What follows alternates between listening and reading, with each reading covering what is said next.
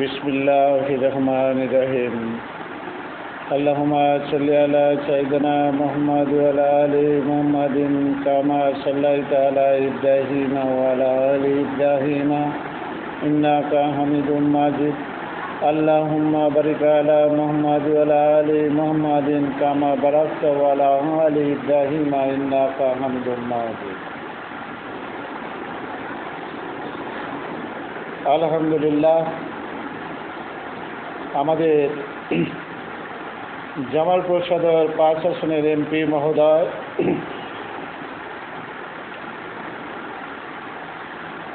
(২০০৪ সাল থেকে জামালপুরের সদর উপজেলার প্রতিটি গ্রামে গঞ্জে প্রতিটি জায়গায় প্রতিটি মানুষের সাথে সম্পৃক্ততা হয়ে একটা হৃদয়তা, একটা আন্তরিকতা সৃষ্টি করে আজকে জামালপুর ৫ আসনের সাংসদ হয়েছেন। দীর্ঘ ১২ বছর আমার মেধা তার পক্ষে খেটেছে। রাত দিন তাকে উত্তরণে তার জনপ্রিয়তা তৈরির জন্যে জনগণের ঘরে ঘরে পৌঁছানো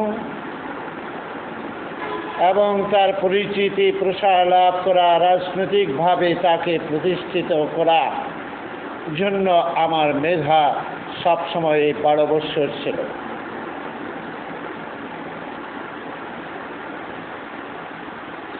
বাংলাদেশে অনেক এমপি মন্ত্রী রয়েছে, আমি এটা জোর দিয়ে বলতে পারি তার মতো ঘরে ঘরে প্রতিটি ঘরে ঘরে এত কর্মী তৈরি করা, এত সমর্থক তৈরি করা কারো পক্ষেই হয়তো বা সম্ভব না।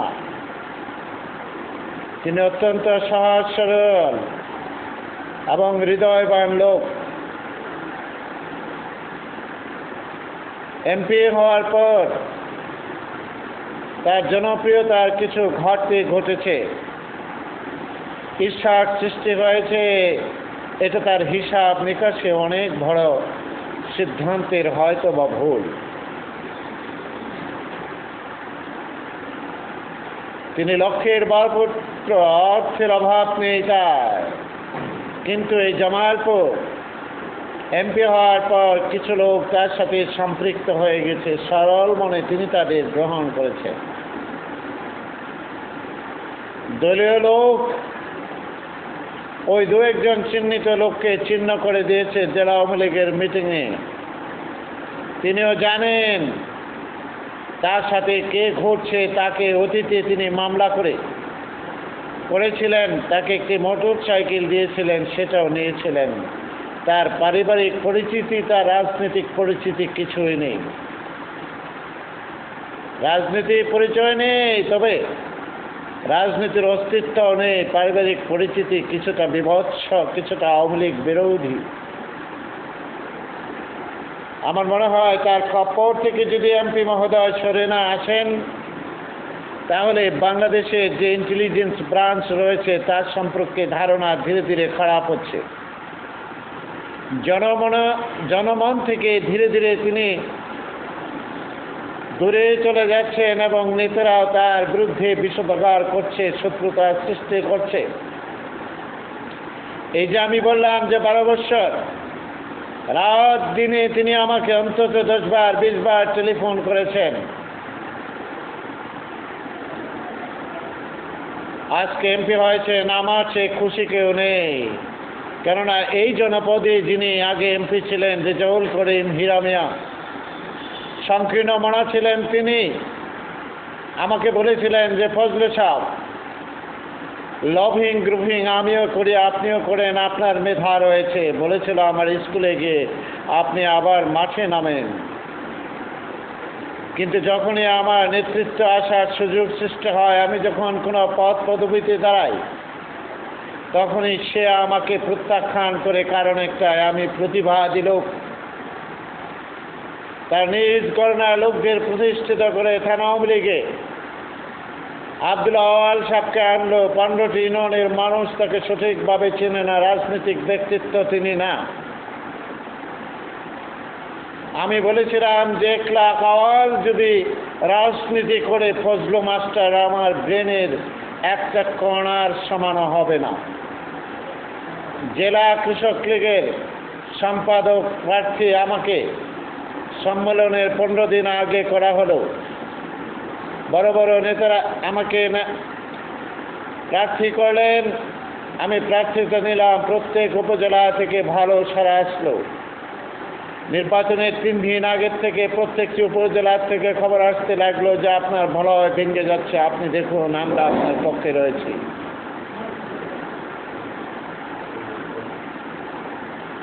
দেখলাম যে বলয় ভেঙে গিয়েছে। শাহবাজপুর সম্মেলন হলো। হিরামিয়া 8টার সময় সম্মেলনে উপস্থিত সমস্ত নেতাদের তোয়াজ করে যাতে জিন্নাকে দেওয়া হয়, সেক্রেটারি সে ব্যবস্থা তিনি পাকাপোক্ত করেন। আমার শ্রদ্ধাভাজন স্যার শহীদুল্লাহ স্যার, যিনি আমাকে রাজনীতিতে উদ্বুদ্ধ করেছেন, আর আমি যখন নন্দিনা কলেজের ছাত্রলীগের সম্পাদক, আজকের আওয়ামী লীগের সম্পাদক শ্রদ্ধেয় বড় ভাই ফারুক ভাই সেদিন আশেক মাহমুদের নেতৃত্ব দিতেন।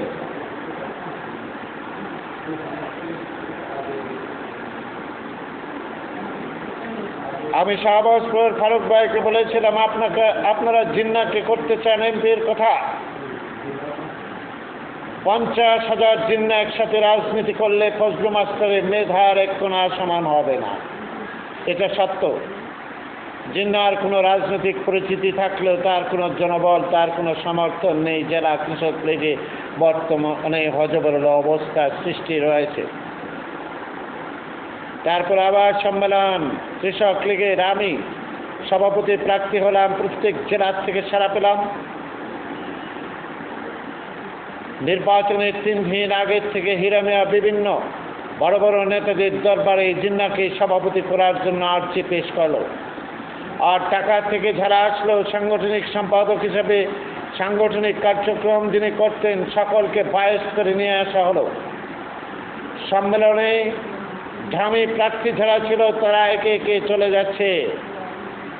আমি মঞ্চে উঠে একটি কর্নারে দাঁড়িয়েছি। ফারুক ভাই গিয়ে বলল, ফজলু ভাই, সবাই যখন ছেড়ে দিচ্ছে আপনিও ছেড়ে দিলে কি হয়?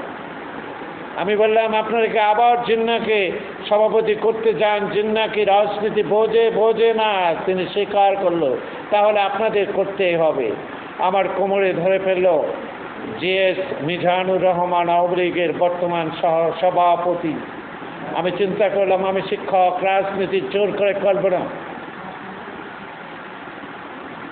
এই ঢাকা থেকে যারা এসেছিল কৃষক লীগের নেতারা, তারা মাইকে ঘোষণা মানলো, যারা আমাদের সিলেকশন মেনে না নেবে তাদেরকে রাজনীতি আমরা কৃষক লীগের রাখবো না। তারা বায়েস হয়ে এসেছিল, একটি কথাতেই প্রমাণ হয়ে।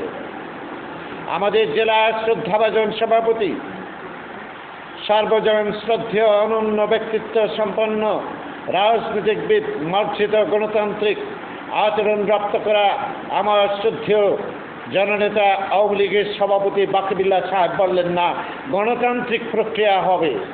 কিন্তু আমার কোমরে যখন জিএস মিজান সাহেব ধরে বলল, আর ফারুক ভাইকে বললাম যে জিন্না কখনো রাজনীতি করতে পারবে না, কৃষক লীগ না কোনো দলের জন্য ফিট ফর না, তখন তিনি স্বীকার করলেন যে হ্যাঁ ঠিকই বলেছেন, রাজনীতি করার যোগ্যতা তার নাই। কেন করতে হবে?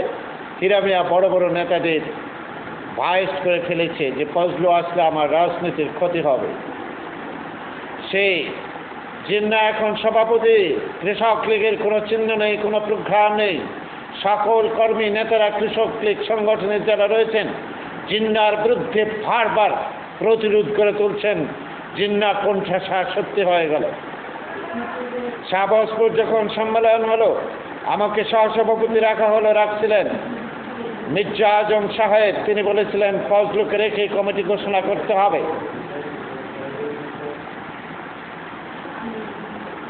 এই যে মেধাভিত্তিক যারা রাজনীতি করেন তাদেরকে এইভাবে বিতাড়িত করা হয়। হিরামিয়া রাজনীতির থেকে এখন চলে গেছেন মন্ত্রী, এমপি আর হতে পারবেন কিনা আমি জানি না।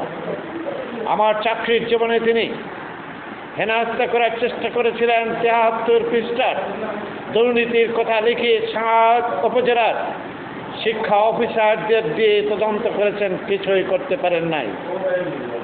তারপর নির্বাহী ম্যাজিস্ট্রেট দিয়ে তদন্ত করেছেন। আমি বলেছি দেখুন আমার বিরুদ্ধে যদি কোথাও কিছু থাকে তাহলে লিখেন, না হলে মন্ত্রীর দ্বারা বায়স হয়ে লিখবেন না। উনি বললো যে ডিস্ট্রিক্টে তো মন্ত্রী অর্ডার দিয়েছে আপনার চাকরি যাতে না থাকে। আমি বললাম যে আপনি ম্যাজিস্ট্রেট, আল্লাহ আপনাকে ম্যাজিস্ট্রেট করেছে, আপনি ৭৩ পৃষ্ঠার ভিতরে একটি কথা যদি সত্য হয় তাহলে আমার বিরুদ্ধে লেখেন, না হলে লিখবেন না। ডিওকে দিয়ে হীরা অফিসার, হীরা এমপি রেজাউল করিম হীরা সাহেব লিখিয়ে দিলেন কমিটি ভেঙে দেওয়া হোক, কারণ কমিটি বাংলা আমার চাকরি খাওয়া সম্ভব হবে। লায়লা খানম জিও ওই মাসে বেতন আমার বন্ধ করে দিল। আমি লায়লা খানমকে প্রতিরোধ করে তুললাম, তাকে আটক করে দিলাম, গাড়ি আটকে দিলাম, চাবি নিলাম। নেতারা আসলো, আমি বললাম যে কেন গাড়ির চাবি নিয়েছি, কেন তাকে আটক করেছে আপনারা জিজ্ঞাসা করেন। সেখানে এক পিছনে অসি ছিল, বললো যে মন্ত্রী ওনার বেতন বন্ধ করতে বলেছে। আমি বললাম আমি মন্ত্রীর চাকরি করি না, আমি আপনার চাকরি করি, আমার বিরুদ্ধে কোনো সকস নেই, আমাকে কেন হেনস্থা করা হবে, কেন আমার বেতন বন্ধ করা হবে। ওই রাত্রি লায়লা খানম জামালপুর ছেড়ে চলে গেলেন। দুর্বিষহ জীবন আমি দেখেছি, কাকের মাংস খায় না, কিন্তু আওয়ামী লীগের মাংস খায়। হীরা মিয়া আমার ক্ষতি করেছে, আল্লাহর রহমতে হীরা মিয়া জামালপুর পূর্বাঞ্চলে গিয়ে যে অপমান হয়েছে সেটা চিরদিন মন থেকে বিতাড়িত করতে পারবে না, এবং জনগণ সেই অপমানের কথা মনে রাখবে, আর হীরা মিয়ারও মনে থাকবে। কিন্তু যাকে আমি উপরে ওঠালাম, এমপি করলাম, তার সুনাম যদি দিকে ছাড়া পড়ে আমার আত্মা প্রসারিত হয়। আমি তাকে বারবার বলছি আপনার নেতা নির্বাচনে আপনার হয়তো বা ভুল রয়েছে। তখন উনি মনে করেন আমি রাজনীতি অনেক বুঝি কারণে এমপি হয়েছি, কিন্তু এমপি হওয়ার পরে যে বদনাম বাতাসে যাচ্ছে, বাতাসে সরাচ্ছে, এরাও কিন্তু আপনার কর্মী। আপনার লোকজনের জন্য যে যাকে আপনি এমপি হওয়ার পূর্বে মামলা করে তার মোটর সাইকেল নিয়েছিলেন, সেই ছেলেটাকে যে পর্যন্ত না আপনি না সারাবেন, ডিজিএফ ডিএসপি কোনো জায়গার থেকে জনগণের কাছ থেকে আপনি ভালো রুচি সম্পন্ন, আপনার মতের বিরুদ্ধে মত যাবে, আপনার বিরুদ্ধে বদনাম হবে, এগুলাকে আপনি ঢেকে চলুন।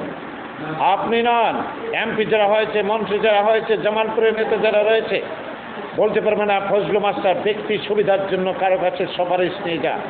আমি মির্জা আজম সম্পর্কে লেখালেখি করি, কোনোদিন তার কাছে যায় নাই ব্যক্তি স্বার্থ বা কোনো কারো সুপারিশ নেই। শুধু একবার হাজির হয়েছিলাম যখন ডিও মহোদয় আমার বেতন বন্ধ করে দিয়েছিল। পরবর্তী ডিও যখন এসেছিল তখন মির্জা আজম সাহেব ওই জেলা শিক্ষা অফিসার খালেক সাহেবকে বলেছিলেন নারীকুল উচ্চ বিদ্যালয়ের হেডমাস্টার আমার লোক ওখানে চোখ দিবেন না, যাবেন না। তিনি 7 লোক ৭৩ পৃষ্ঠার দুর্নীতি লিখে ডিজি অফিসে দিল। আমি ডিজি মহোদয়কে বললাম যে ভেতরে কিছু নেই, উপরে শুধু ডিওর মন্তব্য, আপনি এটা পূর্ণ তদন্তের জন্য পাঠান। জামালপুর আশেক মাহমুদ কলেজের অধ্যাপককে দায়িত্ব দেওয়া হলো। তার কাছে আমি যাইনি, লিখিতভাবে ডকুমেন্ট পাঠালাম। 6 মাস পর আমার ছেলে যখন ভর্তি হতে যায় তখন বলল তোমার বাবা একজন বাগালু, ৭৩ পৃষ্ঠার দুর্নীতি হয়েছিল, আমার কাছে আসেনি। আমি দুর্নীতি করিনি, হীরা মিয়া দুর্নীতি করেছে, তার রেকর্ড রয়েছে, কালো টাকা সাদা করেছে, তার রেকর্ড রয়েছে, পত্রিকা অন্তরে দেখেছি। এখন তিনি কোটি কোটি টাকার মালিক মাসের গেট থেকে, আর 2 নম্বর লোককে স্থানীয় অ্যাপিস করে তিনি কোটি কোটি টাকা লোড করে নিয়েছেন, না হলে কালো টাকা সাদা করলো কেন? আমি মুজাফফর সাহেবকে বলতে চাই আপনার জনপ্রিয়তা কত, শীর্ষে আপনাকে মানুষ কত ভালোবাসে, কত গ্রামগঞ্জে আপনার কর্মী, আপনি সেটার তালিকা করুন। আপনি জেনে রাখুন আজকে যিনি জেলা আওয়ামী লীগের সভাপতি দিক পাই, যখন জননেত্রী শেখ হাসিনা আসে ওই সবার কোঅর্ডিনেটর ছিলেন। এই কোঅর্ডিনেটর থাকার সময় রেজাউল করিম হীরা সাহেব মন্ত্রী হয়ে তার সঙ্গে ভালোভাবে দুটো কথা বলেনি, ভালো আচরণ করেনি, অথচ এর পূর্বে প্রত্যেকটি হীরা মিয়ার নির্বাচনে বাকিবুল্লাহ সাহেব কোঅর্ডিনেটর ছিলেন। হীরা মিয়া মন্ত্রী হলেন, জনে জনে জিজ্ঞাসা করতে লাগলেন আমার এলাকার মানুষদের ফজলু সাহেবের বংশ পরিচয় কি, তাগত হতে যা আমার বিরোধিতা করে। আমি হীরা মিয়ার বিরোধিতা করি না, তার নৈতিকতার বিরোধিতা করেছি। আর জনপ্রিয়তার শীর্ষে পৌঁছে দিয়েছিলাম মুজাফফর সাহেবকে। হীরা মিয়ার ইউনিয়ন থেকে 5 একদিনই নেতৃত্বের 5% এসে তার বিরুদ্ধে পত্রিকায় হীরামিয়া চায় না, হীরামিয়া ছাড়া নৌকা চায়, এটা পড়েছিল। তার পার্শ্ববর্তী এলাকা তুলসীর চর থেকে 450 লোক, আর বাসচারা থেকে 450 লোক, 900 লোক একদিনে উঠে প্রেস ক্লাবে হীরামিয়ার বিরুদ্ধে দিয়েছিল। এই মুজাফফর সাহেবের জনপ্রিয়তা আজকে কেন চিত ধরছে? তার পেছনে কিছু লোক ঘরে, যারা দিনের পর দিন ঘুরছে, তারাও ঋণী হয়ে যাচ্ছে, খেয়াল নেয় এদিকে। একটি ছেলে, মাত্র একটি ছেলের জন্য, এবং তার পিছিয়ে যিনি আছেন এই সিন্ডিকেটের জন্য আজকে আমার মুজাফফর সাহেবের বদনাম হচ্ছে। আমি তাকে টেলিফোনে বলেছি, আপনি কোটি কোটি টাকার মালিক, আপনার টাকার দরকার নেই। যারা সুবিধা ভোগ করতে চায়, যারা আপনাকে দিয়ে সুবিধা ভোগ করে, তাদেরকে চিহ্নিত করেন। চিহ্নিত তার ভিতর আছে, কিন্তু ওই ছেলেটিকে কেন তার কাছ থেকে সরাচ্ছে না? যে পর্যন্ত না সরাবে তার জনপ্রিয়তা ফিরে আসবে বলে আমি মনে করি না। তার স্মরণ রাখতে হবে জেলা আওয়ামী লীগের সভাপতি সাহেব দীর্ঘ সময় হীরামিয়ার সময় বঞ্চিত ছিলেন। আমি বঞ্চিত ছিলাম, আমার রিজিকের অপর আঘাত এসেছিল। আজকে কোথায় তিনি বেনঘাট করেন, কোথায় নেতৃত্ব সৃষ্টি করেন, কোথাও তার সুনামটা দশ নামছে শুধু মানুষের মাঝে নয়। ডিজিএফির একই কথা, ডিএসপির একই কথা, ডিবির একই কথা, এনএসআইয়ের একই কথা। এই কথাগুলো উত্তরণ করা সম্ভব, কারণ তিনি বড় মনের মানুষ, বিশাল মনের মানুষ। তিনি জামালপুরে এমন কোনো জায়গা নেই যেখানে তার ডোনেশন নেই। এই যে আওয়ামী লীগের শহর, আওয়ামী লীগে তার বিরোধিতা রয়েছে, অথচ সেখানে প্রত্যেকটি সম্মেলনে তিনি 50,000 করে টাকা দিয়েছেন। এত ডোনেশন আর কেউ করতে পারবে না। এক জায়গায় ইফতার খেতে গেলে হীরামিয়া 1 কেজি 1.5 কেজি খেজুর কিনে নিয়ে গেছে, এই নজির রয়েছে। কিন্তু বিস্তর টাকা ছড়িয়েও আজকে ওই একটি ছেলের জন্য, ছেলেটার নাম বাফুস, আমি পরিষ্কার ভাষায় বলতে চাই, এমপি মহোদয়, আপনাকে ভালোবাসে, আপনার বাইরে আমার কোনো মেধা খাটে না। আপনার কোথায় অসুবিধা আছে, কোথায় অসুবিধা হয়, সেখানে আমি হাজির হই। আমার মেধা দিয়ে সেখানেই মেকআপ করার চেষ্টা করি, ম্যানেজ করার চেষ্টা করি। আপনাকে অনুরোধ করে, আল্লাহ আপনাকে অশেষ দিয়েছে, আপনি ধর্মকে বিশ্বাস করেন, আপনি 5 ওয়াক্ত নামাজ পড়েন, তাহাজ্জুদের নামাজ পড়েন, আপনি সরলভাবে, সরল বিশ্বাসে সকল নেতৃত্বকে এক করে রাজনীতি করেন, আপনার সামনে বাংলায় কোনো নেতৃত্ব টিকবে না।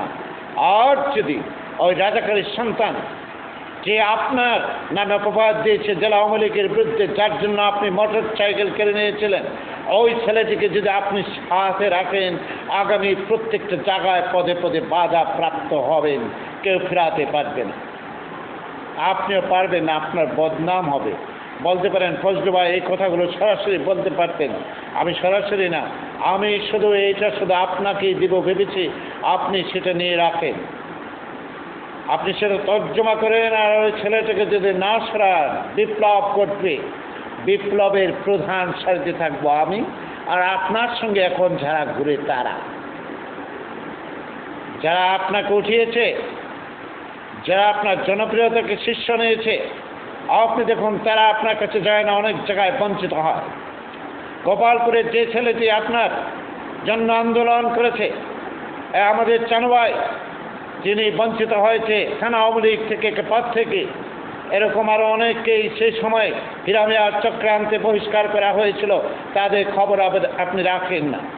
জামালপুরে পূর্বাঞ্চলের 6টি ইউনিয়নে পূর্ণাঙ্গ 100 লাখ লোক নিয়ে আপনার সমর্থন আমি সৃষ্টি করেছিলাম, এবং হীরামিয়ার নিজস্ব এলাকায় ভাঙন ধরেছিলাম।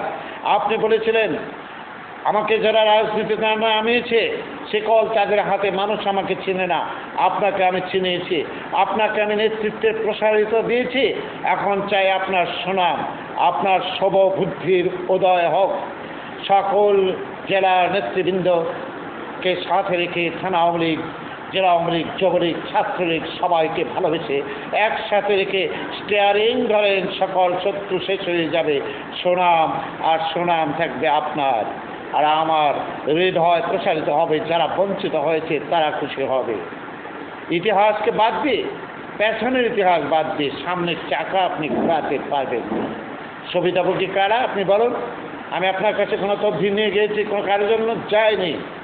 আমার বাগ্নে, আমার আপন বোনের বাগ্নে ছেড়ে 2 চোখ অপারেশন করা হয়েছে, দু চোখে লেন্স লাগানো হয়েছে, ছোট্ট একটি শিশু। আপনার কাছে একটা আবেদন দেওয়া হয়েছে, আজ পর্যন্ত শোনা হয় নাই। আপনি চেক দিচ্ছেন কাদের? নেতাদের। যে সমস্ত নেতারা আপনার কাছে আসছে, আমি চ্যালেঞ্জ দিয়ে বলতে পারি আপনার জনপ্রিয়তা শীর্ষে নেওয়ার মতো না, এক কদম আগাতে পারবে না, তারা পিছিয়ে যাবে। এই যারা পেছানো নেতা তাদেরকেও রাখে। আপনি যখন স্টিয়ারিং ধরবেন, সামনে তো অনেক লোক থাকবে, পিঁপড়া ঢোলা সব থাকবে, শত্রু থাকবে, বন্ধু থাকবে, সকলকে আপনাকে বাঁচিয়ে চলতে হবে। এটার নামে রাজনীতি। রাজনীতি নমিনেশন পেয়েছেন, এটা বড় কথা না। এমপি হয়েছেন, এটা বড় কথা না। এমপি হয়েছেন আমাদের হৃদয় প্রসারিত, কিন্তু আপনার বদনাম যদি হয়, আপনাকে যদি এমপিত্ব থেকে চলে যেতে হয়, আপনি যদি আবার নমিনেশন না পান, সে কষ্ট আমাদের থাকবে, যারা আমরা বঞ্চিত হয়েছি, আরও আমাদের বঞ্চিত করবে। আপনি বলুন, জামালপুরে এই নারিকেলি যেখানে আমার চাকরি হয়েছে, 93 সালে আমি এখানে বক্তব্য দিয়েছিলাম, রাশেদ মুশারফ আমাকে মঞ্চ থেকে নামিয়েছে। আর জেলার নেতৃবৃন্দ আমার শ্রদ্ধাভাজন শহীদুল্লাহ স্যার বলেছে যে আমি ওকে নেতা বানিয়েছি। আমি সেদিন মুরাদ ভাইকে তার অনলাইনে জানিয়েছি, তার বাবা 1992 সালে বিনা প্রতিদ্বন্দ্বিতায় কালীবাড়ি থেকে আমাকে থানা কৃষক লীগের সম্পাদক করেছিল। যখন বারান্দায় দেখতাম বড় বড় নেতারা বসে আছে, আমি যাওয়ার সাথে সাথে ভিতরে সে নিয়ে যেত। আজকে তারা নেই, শহীদুল্লাহ স্যার নেই। আজকে বাকিবিল্লাহর মতো বদ্ধ লোক, আওয়ামী লীগের সভাপতি, তার সঙ্গে আপনার সম্পর্ক নেই। কোথায় চিত ধরে, কীভাবে চিত ধরে? আপনার জন্য যিনি বঞ্চিত হয়েছেন, হীরামিয়া 5 বৎসর মন্ত্রিত্ব ছিল, আমার বিরুদ্ধে যা কিছু করেছে, বাকি ভাই আমাকে এত ভালোবাসে, এত স্নেহ করে, তারপরে হীরামিয়াকে বলতে পারে নাই। সাহসী নেতা ফারুক ভাইয়ের কাছে গেছে, তারাও বলতে পারে নাই। হীরামিয়া ঘোরে ছিল, আপনি ঘোরে পারবেন না। আপনি রাজনীতি করুন মানুষের জন্য, মানুষ আপনার জন্য অপেক্ষা করছে। খোদা হাফেজ।